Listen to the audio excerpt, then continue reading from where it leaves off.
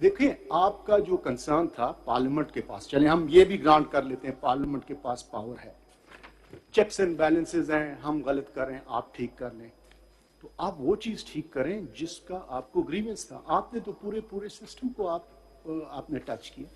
Why did you, if you look at it, देखें चीजों को एकदम से सारी की सारी चीजों को ऊपर नीचे करना पॉलिसी वाइज भी गवर्नमेंट के लिए, पार्लियामेंट के लिए, उनका देखिए उनके पास पावर है, लेकिन उस पावर को आप कैसे एक्सरसाइज करते हैं वो भी आपने देखना होता है ना। एक पूरी इंस्टीट्यूशन है, it's full supreme court, it's an establishment, it's a Titanic, you can't just turn it around के इस तरह आप टर्न करें।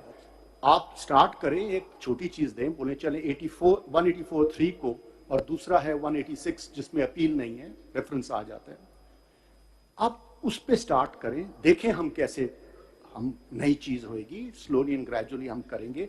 अगर ठीक नहीं चल रही फिर आप औरों के लिए, शायद हम खुद उन चीजों में आ जाएं।